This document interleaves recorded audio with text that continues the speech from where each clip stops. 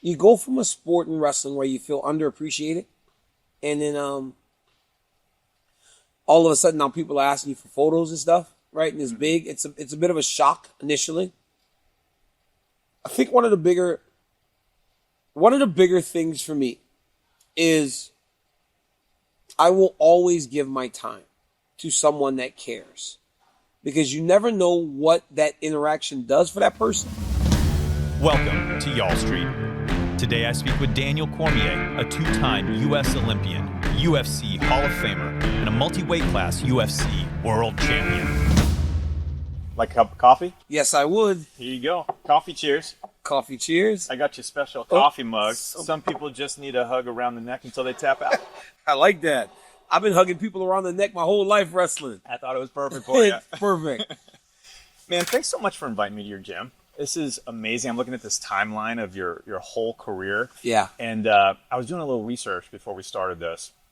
You have the Wrestling Academy. Yes. You teach at the Kickboxing Academy. You Yep. have the podcast. You're Yes. involved with actual MMA fighters, getting them trained and ready to go. Yes. You're on a reality TV show. And I just learned today that you're also the coach of the high school wrestling team here in Gilroy. Yes. Man, that's a lot of stuff. Obviously, I have my Daniel Cormier Wrestling Academy. An extension of that is the Academy Fight Club. So last year, I did the Ultimate Fighter against Chael Sonnen. Mm-hmm. It sparked in me wanting to coach mixed martial arts Why? because I just hadn't been around it in that way. Right when I retired, I went right into the commentary, and because I was still around the sport, I felt fulfilled. I think a lot of fighters, they struggle because when they're out of that spotlight, they're so removed from it that they kind of look for that thing. And I'll explain this to you a little bit. Like, fighting is a feeling that you can never replicate. So people, a lot of times, they fall in, honestly, professional sports. They fall into bad things trying to chase almost like that high of walking into all those people. That adulation, that love. But I was always at the octagon side, so I felt like I was good. Then I did the show, and I was back a part of the development, and it sparked it. So I said, I'm going to start a mixed martial arts team. Granted, I've got a lot of equity in my name in terms of this sport. So when I said I was starting a team, a lot of guys said, hey, I want to try out. And I took tryout, and now I've got 5 UFC fighters, and we're preparing. So that's the Academy Fight Club. I became the high school wrestling coach. 2019 was my first year. So I'm in year number 7 now of high school wrestling coach, because I think that a high school coach is one of the most important figures in a person's life. Because I had one, his name is Stephen Loteef, that I can truly say may have changed my life or the path of where I was going. And I figure it's up to us to give back what we got, right? When you get blessings and you get people that invest in you and they help you go forward, I feel it's necessary to do it back. So for me, that's what I wanted to do. Let's talk about that relationship. So I was curious how you got into wrestling. Was it the coach that recruited you to come in and say, hey, come on, be part of the team? Or what happened? That's a great question. Tarek, my coach, he wasn't this like me, right? Like, I have all these wrestling accolades and all these great coaches have all these accolades. Coach Take wasn't like that. He was a football coach that started coaching wrestling because they needed a coach, and he learned it off video cassettes. That's how old I am. I'm dating myself. I swear to God. I live directly across the street from the high school. It's not the best neighborhood. So we didn't have that many things. But what we did have was each other, and we were constantly outside. So me and my cousin, PJ, his name is Raphael George, for the way he doesn't like when people say that. So you won't love that I call him Raphael in front of everybody that's going to watch this. But he was able to get a kicking tee. Just a basic kicking tee, the orange tee that you put on the football that you kick. So we're kicking the ball back and forth, but nobody wants to retrieve the ball. Finally, PJ had enough. He was done retrieving. He was the youngest one. And he said, I'm taking my tee and I'm going home. Nobody wanted him to leave. So we start tussling. In the front of the school, we're in the big grass area. This is Louisiana? Louisiana, Lafayette, Louisiana. My house is literally 80 yards away from the high school. This is the grass pasture. The school's there. My house is there. We're all in here playing. But we're fighting right here. As the coach is leaving the gym, getting onto the street that leads back to going home. He sees kids fighting. He stops over. You guys should not be fighting in the streets like so many kids. You should try wrestling. I hand to God, you should try wrestling. Granted, this is now 1990, 91, somewhere in there. I think I'm going to be Ric Flair. I think I'm going to be WCW. I think I'm going to be Ric Flair. So we go, and it's top and bottom. And they're like, get on your knees, and you got to stand up. And I was like, what is this? Now, how big were you at this point? Were you tiny? Had you hit puberty yet? I was probably like 100 pounds. Okay. Yeah, I was like 11. I was like 100 pounds, 11 years old. Get down on your knees. We all did it. The whole crew of guys did it. But then, and we lost, and we lost, and we lost. And they all started kind of dropping off. But I just kept going. I don't know. I have this, Tarek, there's a thing about me, and I never noticed it until now. Like lately, I don't quit. I cannot recall quitting anything in my entire life. And I just think that it was because I started doing it. It was what I was doing at that time, and I just never quit. And I kept going and going and going. No matter how many times I lost, I kept going and going and going. Is and that eventually, teachable, or is that just ingrained? I don't know. I really don't know. And it became important. Mm-hmm. It became important. And then as I grew older, it became more important. I just realized how individual it was. And I was responsible for every result on that wrestling mat. It was what I did, the effort I put, that allowed for me to either win or lose. And that perseverance extended not just in sticking with the sport, but even in the matches themselves, persevering to the very end. It was the best. I was a fighter out there, man. Mm-hmm. You know, there's two situations that stand out to me the most. There was a kid that used to kick my tail the entirety of my youth. I never beat him until I was a senior in high school. Mm. But he beat me every single time. I would run to the bracket to see that name because I knew if he was there, even when I got better, he's going to beat me and I was going to be second. Different school. Different school. Okay. I remember my senior year, him and I wrestled, and I just crushed him. And I was like, oh my God, how far we've come. There's a funny story to that. ESPN did an E60 on me a while back. Yeah, because I became of it. Daniel Cormier. Yeah. And the start of it was the guy, ESPN found that kid, and he was like, he sat there and he goes, I wrestled Daniel Cormier when we were kids. He goes, it was a non-event because he wasn't very good. And then they went into, he was like, but then by the time we wrestled as a C, he goes, he was just a man. It was just a different world. What changed? Did you just get bigger and stronger? I grew up. I stayed in the sport. Mm-hmm. I started wrestling all year. Mm-hmm. So whereas they would wrestle seasonally, I never stopped. I would travel the world. I went to the World Championships when I was 16 years old. First time I ever got on an airplane. My parents stuck me on a plane to Budapest, Hungary. I was like, what are y'all doing? Let's pause there for a second. So help me, walk me through what's going on in your mind. If you can remember back to when you were 16, you'd never been on a plane. Never. You're about to go to the World Championships in Budapest, Hungary. You're from Lafayette, Louisiana. You're getting in fights on the football field. How are you processing that as a 16-year-old? I don't know. There is no, well, first off, I tried to lie. So they made me go to the World Team Trials. I make the team somehow. And I started screening the calls from the guy from USA Wrestling because I didn't want to go. I was scared to get on an airplane. And one day, because remember, we didn't have cell phones. It was caller ID. I would see Roy Oliver. We're the same age. I remember that time. I would see Roy Oliver, and I would just decline him, or I'd erase the message before my dad could get to it.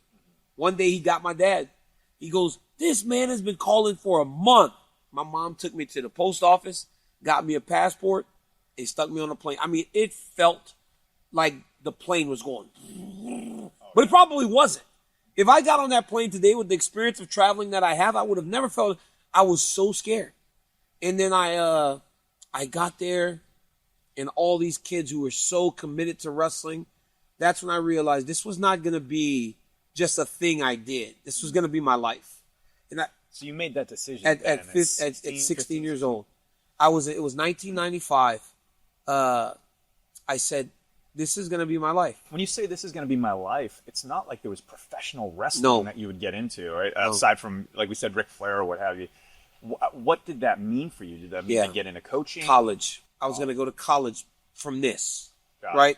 Louisiana is the big three: football, baseball, basketball. And I realized that that's not going to be me now because I want to do this thing.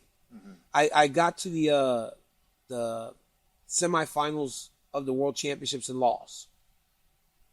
I wrestled a match to make the bronze medal match, and I busted my chin open, right? Blood everywhere. I got stitched in the back. They taped my face, and I went and got that bronze medal. And I said to myself, I was willing to do that to represent this country. I want to represent this country. Now this is all I want to do in this world is represent the United States on the world stage as a 16-year-old kid. And then the Olympics happened. And I watched Tom Brands, I watched Kurt Angle become Olympic champion. I said, I want to be an Olympic champion. And that's all I did. Like I knew it. It just something spoke to me as a young kid in a place where there is not much wrestling. How did it feel to you to put on the jersey and have it say USA? Dude, Tarek, man, as a kid, I could not believe it. I really could not believe it. You know, I was explaining this to my fighters and my high school team the other day. I grew up in a place where there wasn't much in terms of financial. But you can work hard and you can do everything. And my parents loved me so much. And no matter what I did, my mom would tell me how strong I was. I was a little fat boy. She's like, you're so strong, baby. You're going to be all right. I'm like, oh, my God. Yes. So like got my little fat arm like this. She's like squeezing it. It's all jiggly. But she just always like uplifted me. And no matter what I thought I was going to do, she gave me the confidence to believe that I could do it. But I do believe, right, Tarek, the world is a big place. So when I would walk around Louisiana going, I'm going to be a state champion, everybody's like, you're crazy. Yeah, okay. Then I make the world team. I think, what are you going to do over there? I'm going to be a world champion. Think about the insanity that must have sounded like to people that were normal. Because to think that you could be the best in the world, that's something you got to have a little crazy. Or it'll sound crazy to people. And I just put that jersey, when I got my stuff, and I got the red, white, and blue, I was like, yo, I'm actually representing the United States of America. And I just had so much pride, man. Even now, I hear the national anthem, and my heart skips a beat almost every time. And like, chill bumps on my arm. I love it. I love this country. It was so surprising to me walking into the gym today and seeing the younger boys, the high school boys, they're homeschooling, they're getting ready to get rolling on the mats and so forth. And I'm fascinated by this period in your life because there were a lot of decisions that happened, a lot of forks in the road that happened for you. Yeah. When you're a young man, when you're a teenager. So what is the message that you're giving to these young men? How do you teach them to never quit? What in your life is the example that they can look up to say anything is possible? Oh, there are just so many, right? There are just so many. First off, like, just look at where Coach started, right? Look at where I started. Look at what I became. My journey was never easy because I made decisions. While I was making all those great decisions, I was also making bad decisions. Academically, I was not strong when I was a kid. I was not strong academically, and part of that was because the commitment I could make to athletics, I wasn't making in the classroom. I didn't have the knowledge of knowing because nobody had ever done it. Like, it's not like my family was a whole bunch of people that went to college. It was me. I was the first one that did, right? Then my sister followed, and then I took a lot of my nephews and cousins, and they all have master's degrees because they all came and lived with me because guess what? Now it was something that we did, whereas I was the one that had to go and do it first. Most people just worked in the bricklaying businesses that my uncles owned. So I wasn't good academically. So I ended up going to junior college. Then I ended up at Oklahoma State University, the greatest wrestling program in history. It was like every time something happened, and it was all self-imposed, and I have to take ownership of that now as a 46-year-old man. I met the challenge, and I just kept trying. So I tell these young men and women, I say, what happens today is only a stepping stone to what's going to be something so much bigger later when they lose, when they're so disappointed. I'm like, man, this is all practice. This is literally all practice. Matters when you are in high school, in college, trying to make a world and Olympic team. It matters when you got to show up to work every day to provide for your family. This is all practice. The work that these kids put into a wrestling room, it's harder than what most people will do in their life ever. Just the effort it takes to get through wrestling practice every day. And there's a lot to take away from wrestling practice that you can apply to life. Yes. And you see that throughout your own career as time goes on. So you mentioned that you eventually get to Oklahoma State, but you were a junior college national champion, right? Yeah, I was in junior college. So you went to junior college, then you get called up to D1. You're wrestling with some of the best in the country and in the world at that time. And you start very quickly moving into freestyle wrestling. Is that right? Yes. Now, what's the difference between folk style and freestyle for those that don't know? Freestyle is it's the style of wrestling that they wrestle around the world. We in America are the only ones that wrestle collegiate, right? Where we still control on the ground, chop, don't expose your back. But freestyle is a faster, much more exciting sport, if I'm being honest with you. And it's the only way to be a world champion. That's why we teach freestyle wrestling in my academy from 5 years old. Because I said, you make your goals bigger than just becoming a state champion. Make your goals being the best in the world. Be crazy. Be crazy, right? I'm going to be the best in the world at something. It's just a crazy thing to say out loud. It is. And that journey is so fascinating in just kind of reading about your background, because you become champion, but there are a lot of highs and lows for you. There are huge disappointments. Yeah. You were selected to go to the Olympics, and you finished fourth in your first Olympics. You're just outside of the podium. Yep. What did that feel like for you? Because on the one hand, you can say, I represented my country. I was on the U.S. Olympic team. I was the fourth best fighter in the world. Yeah. On the other hand, you say, I didn't get a medal. Yeah. It was hard because when you're training for the Olympics, you're working harder than you've ever worked in your life with one goal, and that's to be an Olympic champion. I remember losing in the semifinals and saying, I don't even want to wrestle the third place match because I didn't come here for bronze. Now I wish I got that bronze, looking back. But it's like, you have to understand that because you fell short doesn't mean that it's over. Can you work your way back to doing it and doing it better? And ultimately, I did. And then it was even worse.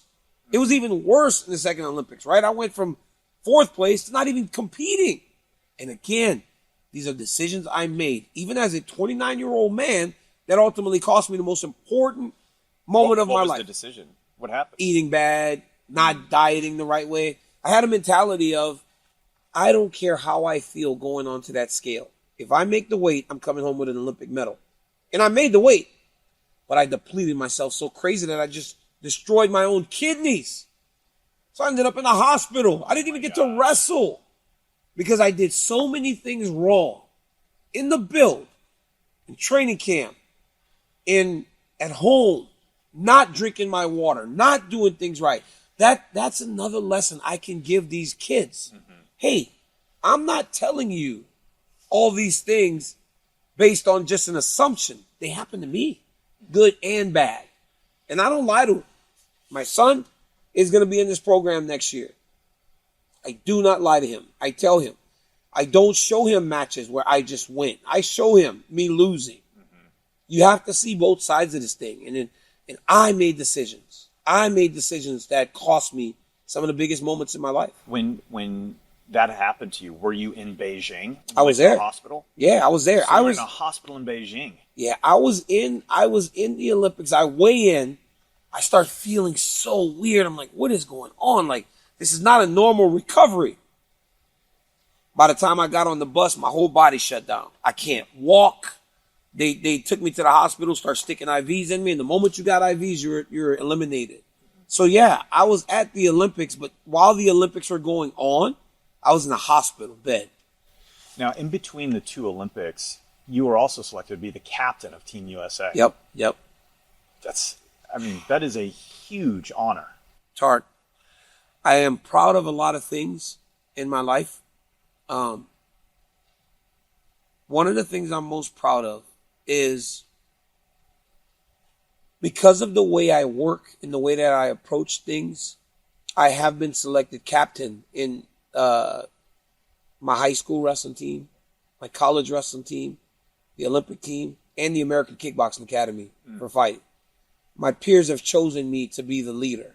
And I think that is something that is so important. Even in fighting, like the way that fighters today respond to me, I love that because they recognize what I did and they respect what I did. What makes you a good leader? I don't know. I don't even know where I developed it. I know that I'm driven. I know that I try hard. And that's so annoying to people at times. To some people, it's, dude, try so hard, man. It's annoying, but like, it's what I do. You're a phenomenal communicator and incredibly charismatic. People are drawn to you. Right? I told you before this podcast, I was texting with Boss Root, and he said, everybody loves Daniel Cormier. It's so fascinating to me to see somebody that in the same day is coaching a 5-year-old, a high schooler, and a professional. Yeah. And you just tap dance between all of those relationships. How is that? How are you? It's like you're driving a car and you're shifting from first to fifth or to third. And walk me through that. So the 5-year-old, you show up with Skittles. You do it right, you get a candy. That's like that. Seriously, like you incentivize them to do it right or to pay attention. If you sit still for 5 minutes, you might get a Starburst, right? The high school kid is right on the verge of understanding what it takes to become the best. So now you're starting to kind of manage them. The professional understand what's at stake. Now it's on you to drive them and motivate them in a way that lets them go and find success at the highest level. The UFC, right? It is tap dancing, but it starts with candy to more guidance to now this is no BS. You're a professional, right? That's how you move between the three. Like, but it's learning to deal with all of them. Like sometimes these little kids, like when my son started wrestling at like 6 years old, they didn't wrestle with a person for 6 months. They were wrestling the wall. Right? They're playing games that look like wrestling. And all of a sudden, they're like, oh my goodness, I shot a single leg. High school kids are far more developed, but they're right on the verge mentally of understanding what it takes. Not all of them, right? But some. So it's on you as a coach to get those ones that don't quite understand to think like all those kids up there. You see all those kids up there on the wall? They're all state champions since I've started coaching here. It's incredible. They knew. They had the mindset. What about the other kid that needs a little bit more guidance in that way? Do you talk to them about pain? Because it strikes me that so much of combat sports or even football or any type of physical activity is about overcoming some measure of pain, both physical and mental. And the mental aspect of pain, that feeling of defeat, that feeling of insecurity, that feeling of not being good enough. Yeah. And talking yourself out of that pain. Do you have some experience with that? Constantly. It's you have these conflicts, right? Whenever you're about to compete, especially on the wrestling mat, because it's just you, right? On football, there's other people, so you can hide a little bit. Fighting, I always would say, man, we go out in there in front of millions of people in our underwear, right? Because you ain't got no shirt on, no shoes on, some gloves and a pair of pants. But you have to deal with it because guess what? It's gonna happen. You're going to feel some sort of pain. You're going to either feel pain in the training room. You're going to feel pain in the fight. And you can do the things to try to manage how much pain you feel. Or you can avoid that pain. It's there every day. And then deal with the pain of the regret of not doing what you were supposed to do. And that's the worst pain. Right? That's what I talk to them about. We're working hard. You don't want to get through the workout. Well, you're going to feel pain. You're going to feel fatigue. and exhaustion, and my body hurts, my mind hurts, my back, my legs, everything hurts. Well, you cannot do it. And then you're going to lay in bed after feeling good physically, but that regret is going to start creeping in, and it's the worst. There's no pain like that because I still live with it. I live with the pain of the regret of the Olympic Games in 2008. There is no regret like that. No matter how many dollars I collected, no matter how many titles I won, I can't let that go. Right? Like, it should be so far in the back of my mind because of all the great accomplishments that I have had after that I still can't let it go. I live with it every day. And how do you deal with it? Can't change it.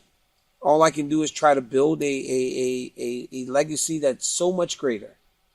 Right? And I believe that my legacy at the end of it will be my children. I believe that my legacy will be these kids that I coach because they'll just keep going. Even when I'm gone, right? These pictures and these titles, they're going to all still be there. But it's when Daniel Zepeda, who's at NC State now, right, who I coached since he was 11 or 10, is telling my story when I'm like in the dirt and gone, right, to his son.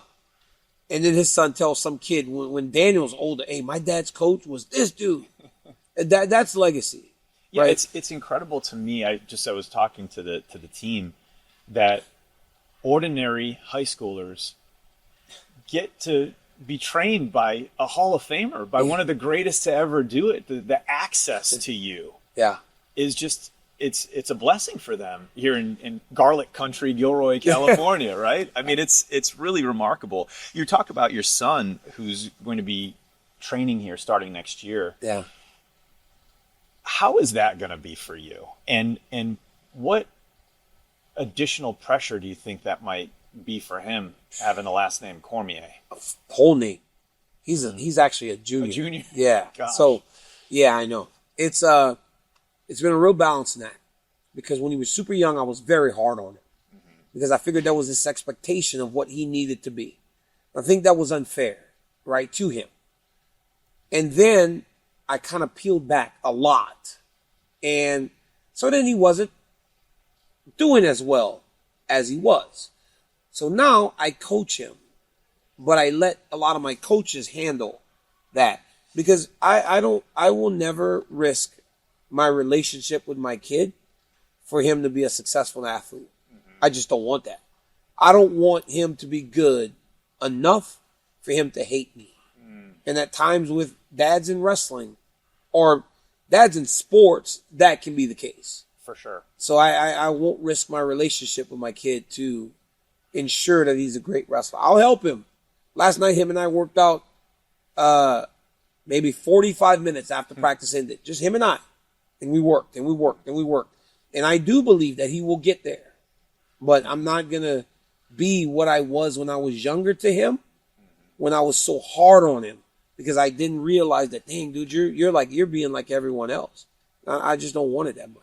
Well, that's the lesson of parenting. There's no playbook. You don't know. There is none. You think going into having children, you think you understand exactly how you're going to parent them. And then, everybody is different. And, your children are different than what you expect or their personalities and so forth. I think it's always a journey for everyone. Yeah. And it's good that, you've been able to sort of adapt along the way. Yeah. My youngest is me, Luna, my daughter. If she was a wrestler, she'd be the best ever. She's tough. My older daughter, Marquita, is also like just an insane athlete. Yeah. But they're all really good. They're all really good athletic kids, and they do a good job. Let's talk about adapting for a minute because you spent the younger part of your life in freestyle wrestling. Yep.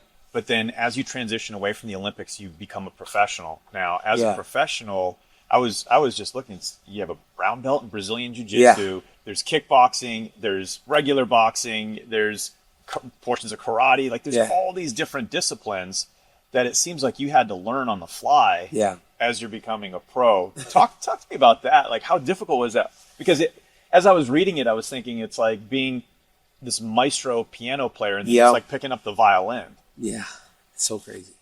That is the greatest. That's the greatest way to explain it. I went from at 29 years old 30. I turned 30 actually when I started about to start fighting, because my last Olympics was 08. Yeah, I turned 30 in March of 2009, and I was like, you know what, man?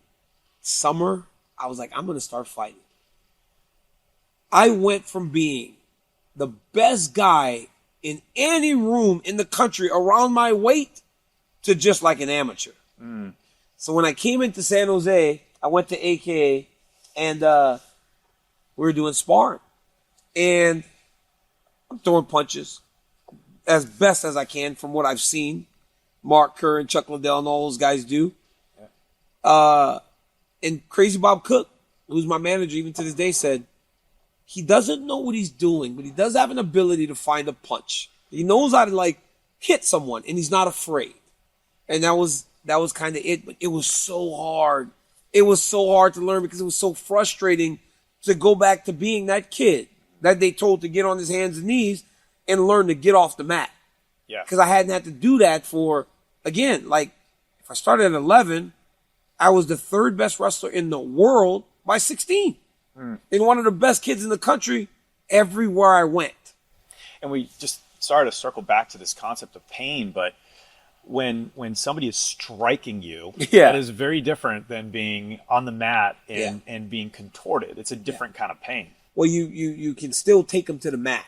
And with most people, I could. There was a guy named Cain Velasquez in the room when I got there, and he's a NCAA All-American too, so I couldn't take him down. So now I have to fight this guy. It was awful. I remember I was going back and forth between Oklahoma and California when I started my career.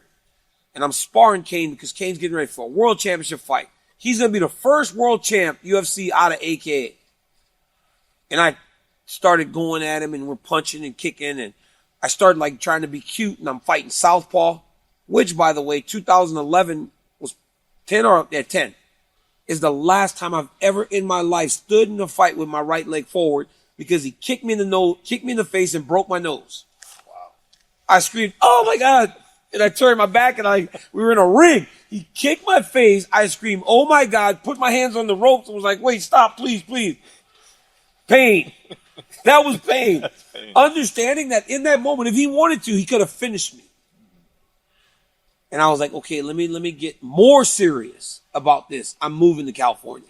And so instead of going back and forth anymore, I just moved here. And I lived here full time. And it became an obsession to you. It became an obsession. I'm a very obsessive person. That's why I stay away from things that could actually get me into trouble. When you were at AKA, were you also learning Brazilian Jiu-Jitsu at the same time? Yes. So we would do Brazilian Jiu-Jitsu. It was called the American Kickboxing Academy, is the name of AKA. But we grapple every day. We did jiu-jitsu every day, Monday, Tuesday, Wednesday, Thursday, Friday. So Conor McGregor once said about Khabib Nurmagomedov, he goes, "Oh, I'm over here today wrestling and grappling. Just another Tuesday at the American Kickboxing Academy." Because, yeah, sure, the American Kickboxing Academy, but we're wrestling. We're grappling, right? Like, I did it every day, man. I just threw on the gi twice a week. I would do jiu-jitsu every day, and then eventually I got my brown belt. What was it like being in a gi after? It's terrible. It's terrible. Because everybody kills you. They grab you by the neck. They choke you with the gi. It's restrictive. It's not like a wrestling singlet. So how did you then go? So you're doing all this training. What was the next step to becoming a pro? Did you go straight into UFC? No. I went to Strike Force. There was an organization called Strike Force back in the day. It was the number 2 organization in the world at the time when I started. I met with the owner, Scott Coker, who still today is a good friend of mine because he gave me my start. Bob goes, "I'll let him fight now." He goes, "I don't know that this guy can fight, but I know he's a competitor."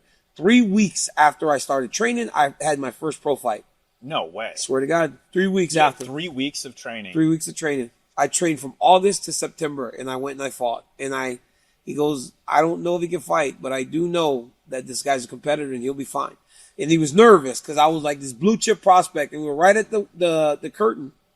And he was like kind of nervous, and I looked back and I said, "Don't worry about it, I got this." And he's like, I was fine after that. And then it was all systems go. How big were the audiences in Strike Force? Some of them got big, but in the very beginning, I fought. The only reason I got the fight was because it was in Tulsa. And I went to Oklahoma State, obviously. So they figured I would get people in the arena. And I did. So maybe like probably 3,000, 4,000 people. Okay. But then by the time I got to the Strikeforce Grand Prix, when I fought for the belt here in San Jose, there was like maybe 11,000. Yeah, so it was big. It was a very big organization. Part of the reason why I'm asking that is at this time, you're not a household name. People in wrestling know who you Yeah, are. not Maybe in fighting. maybe somebody that watched the Olympics might have heard you, but you're somewhat of a no name.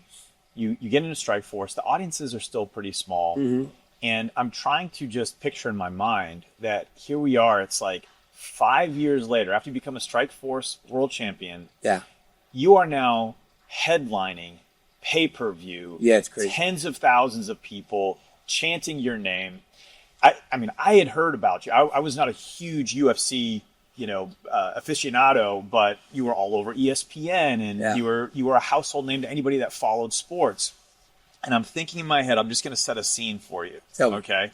Because I was watching this on video, and you hear the announcer. It's like, Daniel Cormier, and the place explodes. It's tens of thousands of people. You're in the octagon. It's pay-per-view. What's going on in your mind? It's the best. What's going on in your mind? Like what is flowing through there? Let me tell you something. So, I would always have these weird feelings when I would get to the arena. I'd go in there, and it was my career went very, very quickly. I only fought for 10 years, total time. I was a world champion in Strikeforce in less than 3.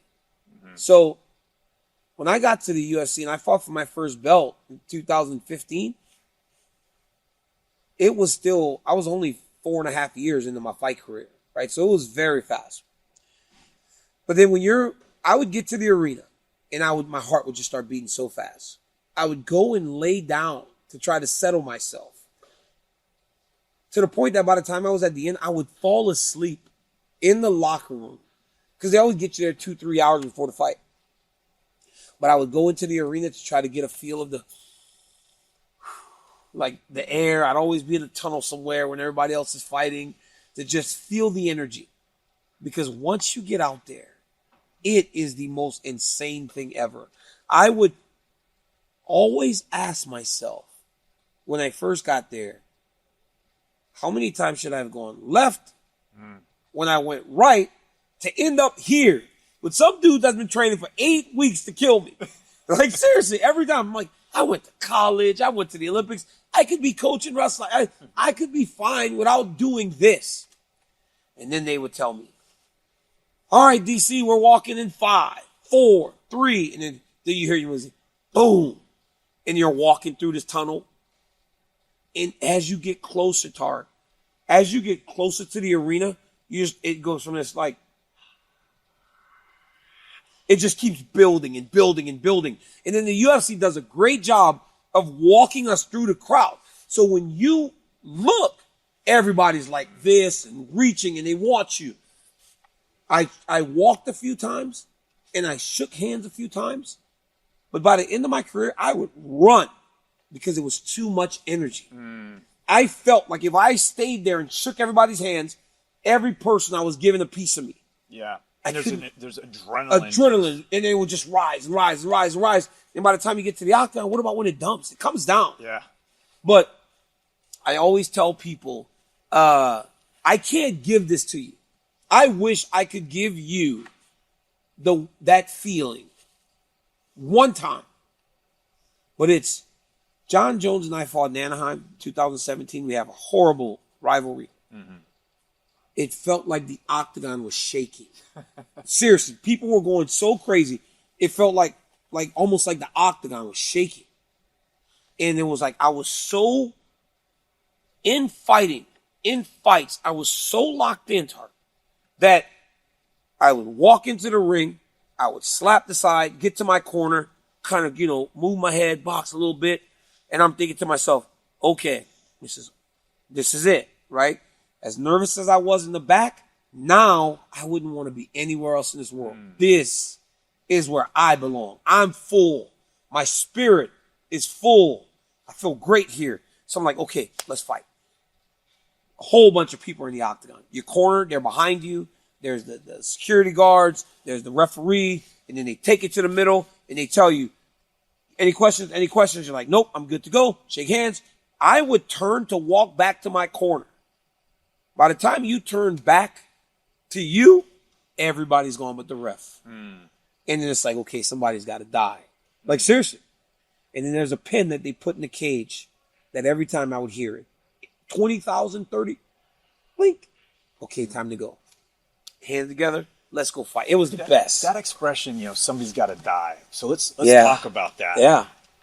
What are you doing in your head in that moment to work yourself up to the point where you are going to war? Yeah. I'm thinking about when you see it on TV, it is a war. Yes, it is. But at the same time, It's sport.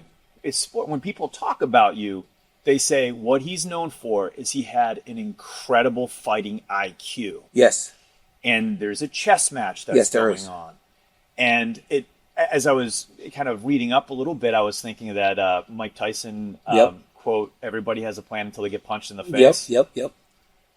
How was the experience for you? So let's use John Jones as an example. Yeah. Did you have a plan where you're like, Yes, I'm gonna do this, then I'm gonna do this? It worked too well. Really? It worked too well early, and I got emotional. I was emotional. I was talking trash. I wasn't locked in. You were talking trash to him? Yeah, I was pointing at him. I was, that ain't gonna work. It worked too well, and I lost because of it. Every other time, laser focus. It did not matter if he hit me. It did not matter if he kicked me. I would go get it back. I would get the next one. It's not about scoring now. It's about who scores next. Who gets the next one, and you get the next one, and the next one, till eventually you get your hand raised, right? But yes, there is a balance. It's a balance of we're going to war. But if this doesn't have to be a war, I'm better for it because I'm safer. And this is what I try to tell my guys in fighting today.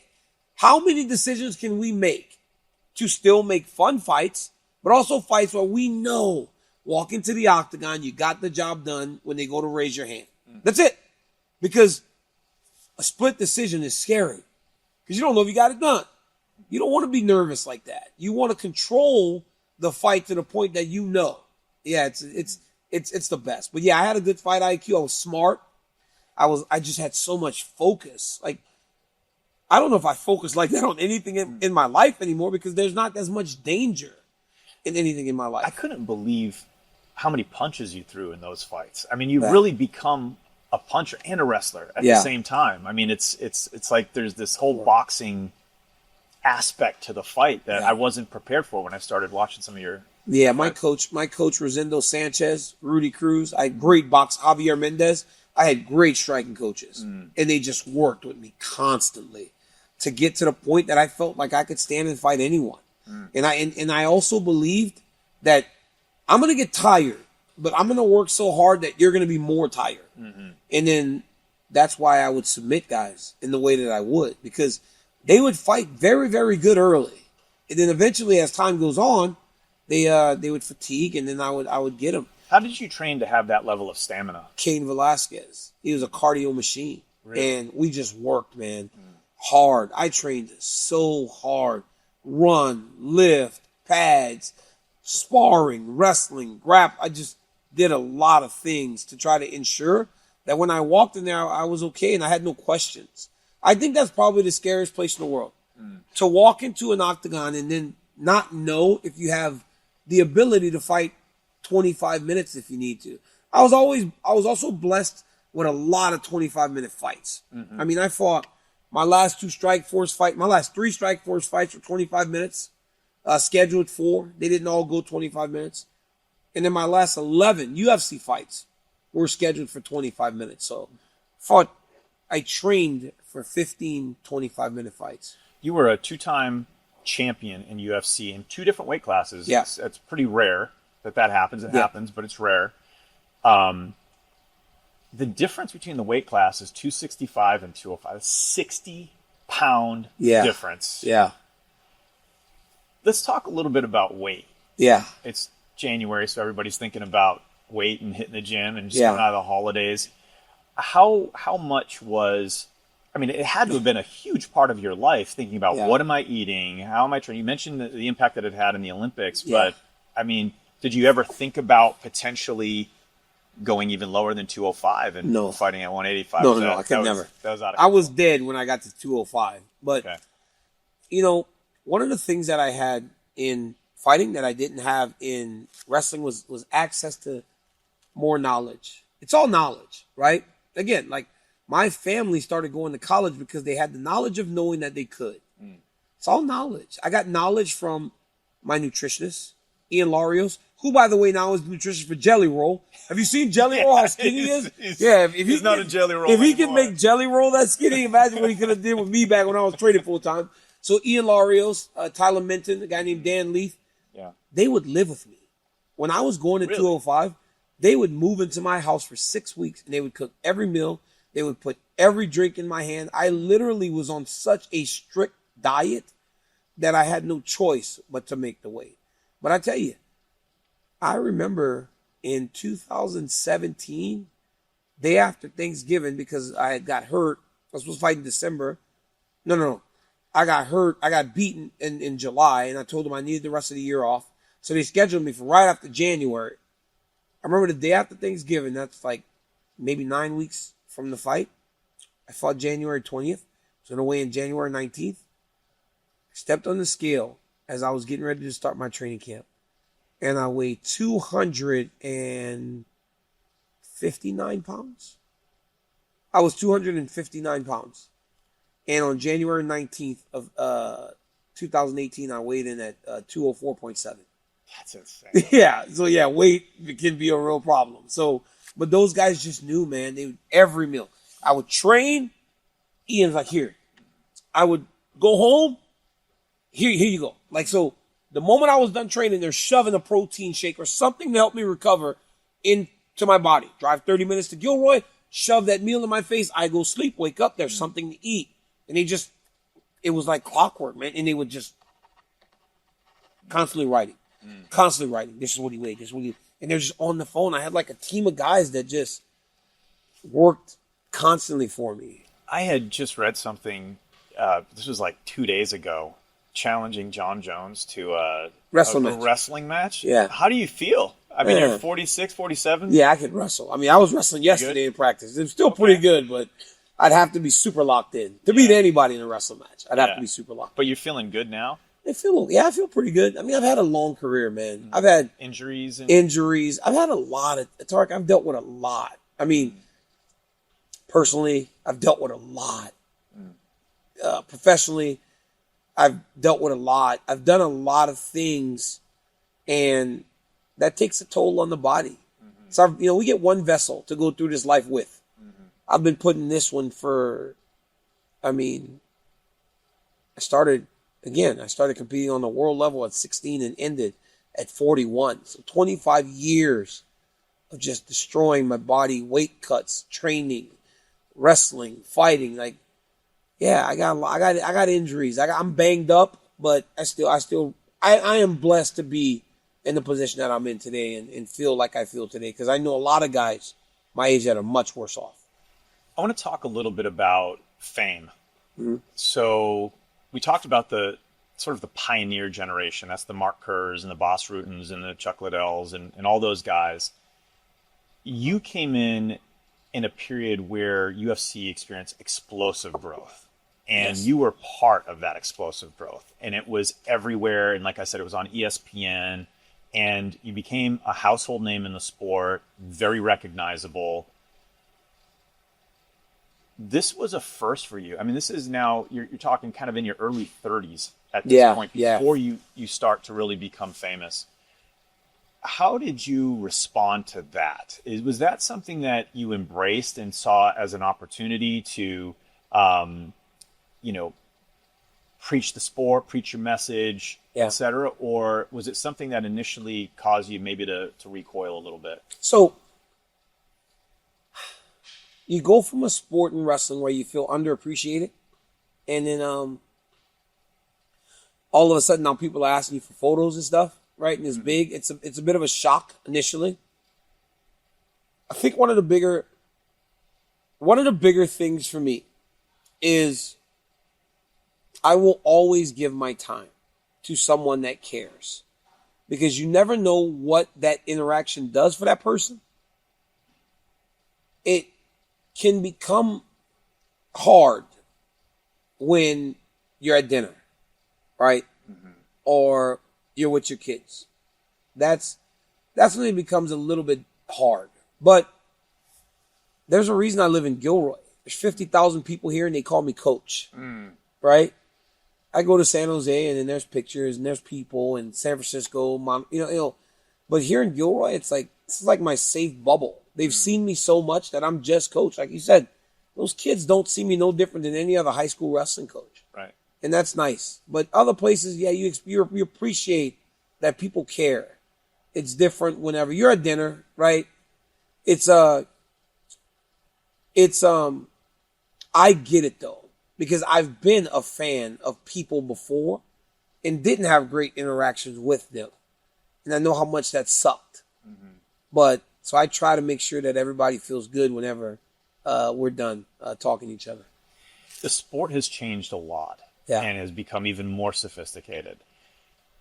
It seems to me, from the outside looking in, that the Eastern European sort of former Soviet bloc countries are coming in and they're dominating the sport. Yeah. Is that an accurate observation? And if so, why do you think that's happening? So I think in 2015, when I was the champion, of the 7 male champions, we might have all been American. And I think the UFC is a global sport. So you have to help to foster growth in all of these other countries. And I think we might have overcorrected a little bit. I think we might have overcorrected a little bit. Because now it's like serious, like the 125-pound champion is from Myanmar. He is from Houston, though. He lives in Houston. 35-pound champion is from Russia, but the guy before is from Georgia. 45-pound champion is from Australia. 55-pound champion is from Spain, Georgia. 70 is Russian. 85 is Russian. 205 is Brazilian. And the heavyweight champion is from England. It's like we don't have a male American champion right now. What happened? Why is that? I think we might have done so much that the American wrestler isn't as available right now. There are RTCs in wrestling where guys are making a little more money. Remember, I told you, I used to sit back going, how many times did I go right when I should have went left? Now, right is $200,000 a year to coach. And most wrestlers think that $200,000 is a lot of money, especially when you're living in those small towns like Stillwater and Happy Valley, wherever Penn State is, and Raleigh, North Carolina, like those small towns. It's a lot of money. So the American wrestler isn't as open to fighting as we need him to be. But we got a plan. I have a plan. What's the plan? I'm getting American wrestlers to fight. I love those guys. I love Khabib. I love Islam. Those guys are the best. But I want American wrestlers as champions. I think that's the only group of people, too, to go and get it back is going to be the American wrestler. Because guess what? It's the Eastern European wrestler that's the champion. Very few strikers. They're wrestlers that are champions. We got to get our wrestlers going back into the sport of mixed martial arts. Do you think there's a component to that where it's about the drive, kind of circling back to the beginning of the conversation? You're a driven guy, and you just were focused. Do you think we've gotten a little soft in America and there's a little more drive in those countries that haven't had the same financial opportunities and blessings? I think they have to do it. They've said it. I've heard Islam say it. Like for the United States, it's like it's an option to make it.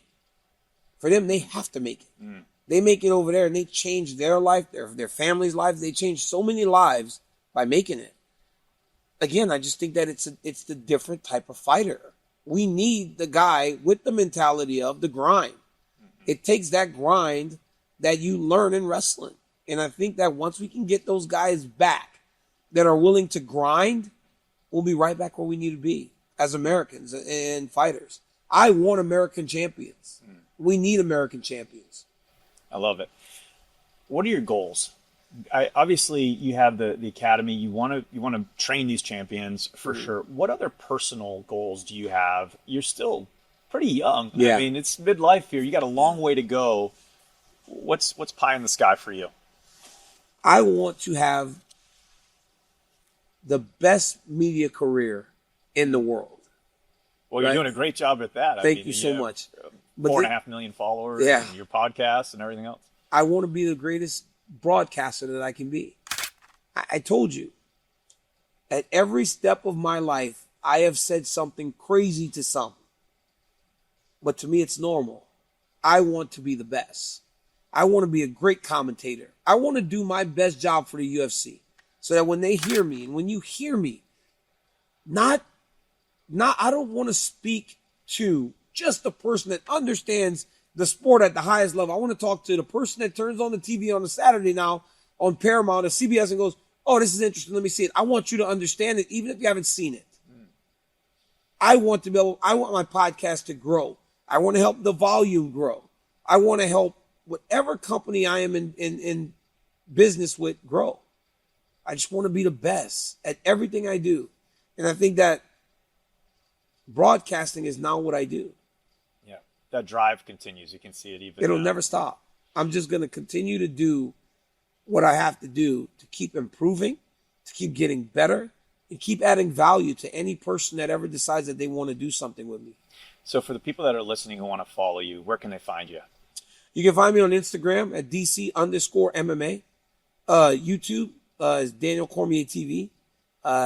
X and Twitter and all those other things, same handles, DC_MMA. And then now Paramount, right? Find me on Paramount or CBS at the Octagon side, calling fights. Well, we can't let you go without giving you some free gold and silver. And we're excited because you got your Daniel Cormier coin. I can't wait. Coming out next month, and it's going to be wait. amazing. I got you a Y'all Street coin for today. Y'all Street. And I got you this State of Texas coin as well. Texas precious metal. You know, everybody's telling me, oh, Texas this, Texas, the gas is cheaper. Hey, man, I love living in California. But Texas is a great state, and you're Louisiana's neighbor. That's so right. I love that. Yeah. That's right. I can't open it. I'm trying. How do I open this? I just slide it through here. Maybe I'm not. This is nice. Isn't that cool? And I got you this Dallas-Fort Worth gold back as well. It's 1/1000th of an ounce of gold. That's perfect. It's beautiful. Daniel Cormier. Hey, thank you so much for having much. me. I appreciate you guys stopping by. You're the man.